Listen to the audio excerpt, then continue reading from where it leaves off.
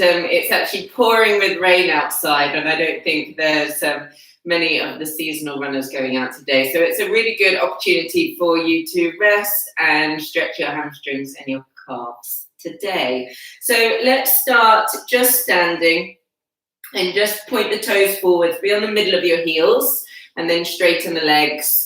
And we'll just interlace the fingers, press the webbing of the fingers towards each other, and then stretch the arms up. So just do a quick stretch for the side body, make the legs straight. And then we'll bring the hands down in front, and then change the crossing of the fingers. You bring the opposite index finger in front. Make the outer arms firm, and then stretch the arms up. Take a deep breath in and out here. And bring the hands down in front. So we're going to start, yesterday, if you tuned in, we were doing ankles and soles of the feet, kind of removing all of that tension that comes up. Today we're going to look more at calves and hamstrings. Included in that is the knees, which often are areas that runners find, we get injuries in the knees. So we're going to take a chair. It could be any chair, your desk chair, dining room table chair. And then what we want is the hips to be in line. So we don't want to put extra pressure on the outer hips. So if you have really tight hamstrings, maybe you just want to bring your foot to the seat of the chair. If you know that you've got a little bit more flexibility, you can go a little bit higher. But it's about creating the hips and the pelvis for the spine. So we're going to have a piece of the belt in each hand, right leg on the chair, and keep the hips and the head in line. So we're trying to press the top of the right thigh away from the front hips. And what often happens if you are a desk sitter, we end up with really tight front hips. So we want to be moving the legs away from the pelvis. So pull with the arms, keep the chest lifting. Take a couple of breaths here. And then we'll release the right leg down. Sorry, I forgot to say, if you don't have a chair here, you can also put your foot to the wall, but it's much harder having the heel just to the wall. So right toes point forward, bring the left foot onto the seat of the chair. So keep the outer hips really gripped, especially the right hip, and then have a piece of the belt in each hand. Pull with the arms and lift the chest. So you want to be rotating the outer left thigh down and grip the outer left hip. And often what happens is the sitting bone kind of lifts. As we get the leg higher, we tend to put more pressure on the hips. Make the standing leg really straight as you suck the right kneecap in. Take a deep breath in and out here. And then you can release the left leg down. I know that one is a killer if your hamstrings are tight. So from here, we're going to do downward facing dog. We'll do 2 downward dogs. First one, it's nice to do with the chair. If you don't have a chair, you can do traditional downward facing dog. So we'll lift the heels a little bit. Lift the sitting bones and straighten the arms and the legs. Take a deep breath into the side chest. And then we can step forwards and come up. And then we're going to do downward facing dog, traditional downward dog. So we can be on our palms, spread the hands, keep the arms straight, and then stretch the toes forwards and the hips up and back. And take a deep breath in and out here. And then bring the knees down. So we're going to do traditional Gomukhasana legs. So we often see kind of a variation of Gomukhasana.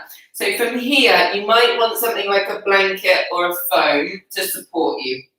So what we do is we're going to bring the right knee in front of the left, and I'll show you from a different angle in a minute, so that the legs are in line next to each other and your toes are pointing back. You can have a look at Light on Yoga and see Mr. Iyengar in this posture. You can see how incredible he is in his body.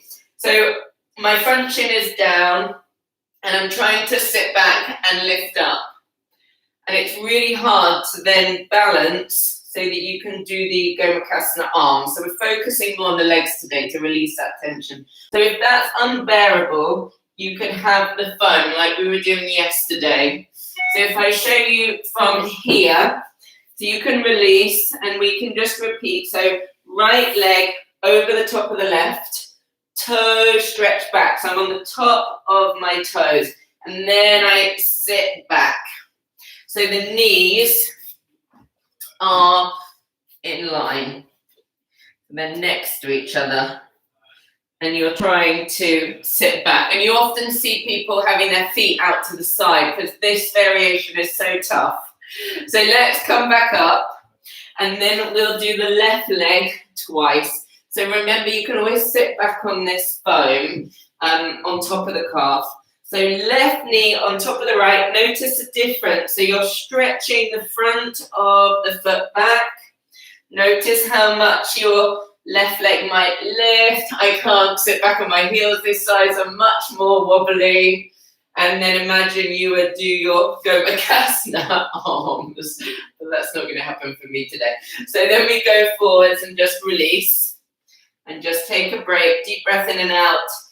And then we'll do one more time on the left. I know it's a killer posture. If your knees are painful, you can have a towel underneath. And then you can have a towel, a cushion, or a foam. So you can see once I use the foam, I'm a lot more stable.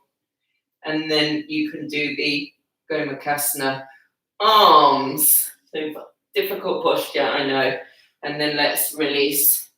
And then we'll release the legs. And we'll do one more downward facing dog. So spread the hands, spread the palms. And then lift the kneecaps, lift the thighs up and back. So feel that release of the back of the leg. So imagine the back of the knees. So half of the knee is stretching down towards the heel. Top half of the knee is extending up towards the sitting bone. So you're really broadening and opening the back of the kneecaps. And then let's come down and take a child's pose. Feel the calves as you come forwards. And take a deep breath in and out here. And then we can walk the hands under the shoulders and come up. So we're going to lie on our back and we're going to have the belt and one leg in the air. So we'll have the belt specifically around the middle of the inner arch. So have your left knee bent. Keep the left knee bent for today. And then really activate the right kneecap and thigh. So make the top of the right kneecap firm. And with the right kneecap firm, you're going to start to point the toes up towards the ceiling. And then you're going to flex, dorsiflex, it's called, the toes towards the floor. And keep the heel and the hip in line. So if you're very mobile, you might find yourself over here. And then we end up not really opening the back of the legs because the front knee is bent. So we want to make the front leg really firm because then all the tendons get really tight and support the joint. So that's why we work so hard on the front of our legs being firm. So we'll just do a couple more. Point and flex the toes. And then we're going to extend the left leg along the mat. Keep extending the right heel up. And then bring both pieces of the belt into your left hand. Keep the right thigh moving away from the right hip bone as you bring the right leg over to the left and up. And it's the same as when we were having our foot on the chair. The right thigh wants to move towards the body and we want to move it away. It's the tightness from sitting in our daily lives that causes that. So bring the right leg back to the center and release the right leg down next to the left or put it in a flower pot. And then just take a moment just to feel the two sides. And then we'll bring the right knee into the chest, hug the shin. Bring the right foot down, and then we'll do the left leg. So piece of the belt around the inner arch, to the middle of the foot, heel, left heel and hip in line, make the left kneecap really firm. And then from here, start to point the toes up towards the ceiling, and then dorsiflex the toes down. And I want you to really notice the relationship between your inner heel and your inner ankle, outer heel, outer ankle. So this movement of the ankle and the relationship with the foot. And also keeping this kneecap firm. So notice how quickly the left kneecap wants to be soft.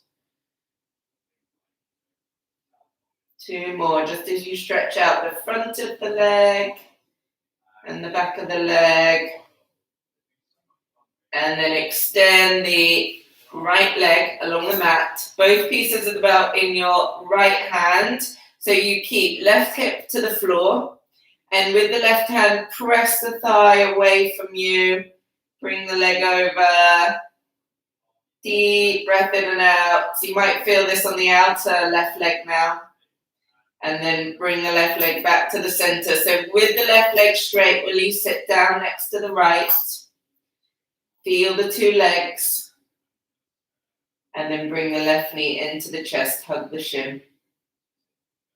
Bring the right knee into the chest. And then roll over and come up. So we're out of time. They were some really quick exercises just to help you. I would definitely recommend doing this after you've done a run. You could just pick one of those poses and it will be beneficial for you. You can also repeat all of them a couple of times. So the pose with the chair, lying on your back, if you repeat the legs twice, then you really start to notice how much you can release tension. But obviously, we only have 10 minutes, so I try and get through as many poses as possible just to give you a variety. So tomorrow we'll work more with our tight hips as we move up the body and continue this runner special. So do share this with your friends who have taken up running, who you know have some tight legs. So I will see you tomorrow.